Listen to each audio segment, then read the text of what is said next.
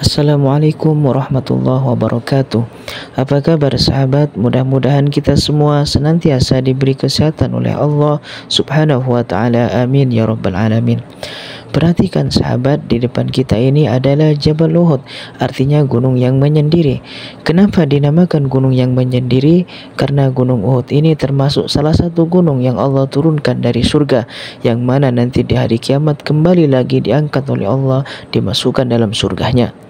Gunung Uhud ini panjangnya mencapai 7 km, sedangkan lebarnya mencapai 3 km lebih dan tingginya mencapai 1050 meter. Di dalam hadis Rasulullah bersabda bahwasanya gunung Uhud ini mencintai kami dan kami pun mencintainya. Uhudun yuhibbuna wa nuhibbuhu.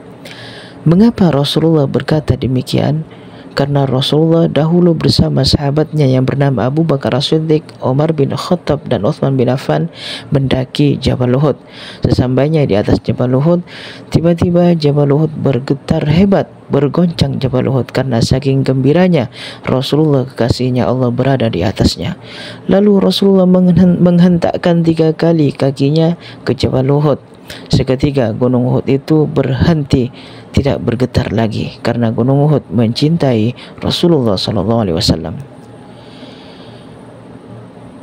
Pada tanggal 15 bulan Syawal tahun ketiga Hijriah atau bulan Maret tahun 625 Masehi, pernah terjadi di bawah gunung Uhud peperangan antara umat Islam dengan kafir Quraisy, yang mana dalam peperangan Uhud ini umat Islam mengalami kekalahan disebabkan karena tidak patuh terhadap perintah Nabi Muhammad SAW.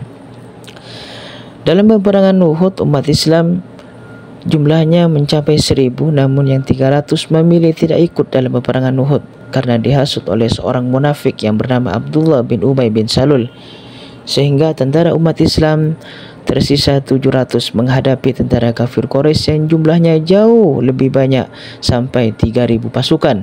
Pada waktu itu tentara kafir Quraisy dipimpin oleh Khalid bin Walid sebelum masuk Islam, bagian tentara berkuda. Di dalam peperangan Uhud ini, umat Islam yang wafat mencapai 70 sahabat, termasuk diantaranya paman Nabi Muhammad sendiri yang bernama Sayyidina Hamzah, yang mempunyai julukan Asadullah, singanya Allah. Dan yang kedua, sahabat Nabi yang gugur dalam peperangan Uhud adalah Mus'ab bin Umair yang ditugaskan untuk memegang bendera Islam. Dan yang ketiga, yang gugur dalam peperangan Uhud, sahabat Nabi yang bernama Abdullah bin Jabir sebagai ketua dalam tentara Islam bagian pemanah. Dalam tragedi peperangan Uhud ini membuat hati umat Islam mengalami kesedihan yang begitu sangat mendalam, karena dalam peperangan Uhud ini baginda Rasulullah SAW terluka, badannya bersimbah darah. Semua anak panah diarahkan kepada Rasulullah SAW oleh tentara kafir Quraisy, sehingga pada waktu itu ada salah satu sahabat Nabi yang bernama Thalha bin Ubaidillah langsung merangkul badan Rasulullah, membawa Rasulullah ke atas Jabal Uhud. Thalha bin Ubaidillah menjadikan badannya sebagai tameng untuk baginda Rasulullah. Badan Thalha bin Ubaidillah dipenuhi oleh panah sebanyak 70 panah. Namun Thalha bin Ubaidillah masih diselamatkan oleh Allah. Thalha bin Ubaidillah tidak wafat dalam peperangan Uhud, diselamatkan oleh Allah walaupun 70 panah sudah menusuk ke badannya dan pergelangan tangannya sampai putus. Rasulullah cinta kepada Thalha bin Ubaidillah.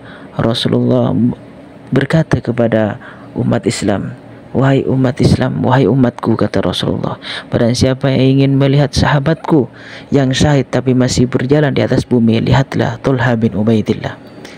Pada waktu itu juga ada seorang perempuan pahlawan yang bernama Nusaybah bin Ka'ab bersama suami dan kedua putranya juga melindungi baginda Rasulullah, menjadikan badannya sebagai tameng untuk baginda Rasulullah, sehingga pada waktu itu Rasulullah melihatnya tersenyum. Rasulullah bangga kepada Nusaybah bin Ka'ab, dan akhirnya Rasulullah berdoa kepada Allah agar Nusaybah bin Ka'ab bersama suami dan kedua putranya kelak berada di dalam surga bersama baginda Rasulullah SAW. Sahabat, mudah-mudahan video ini bermanfaat bagi kita dan menjadi pelajaran bagi kita semua agar kita tunduk kepada pemimpin kita, pemimpin yang lurus di jalan Allah Subhanahu wa taala. Amin ya rabbal alamin.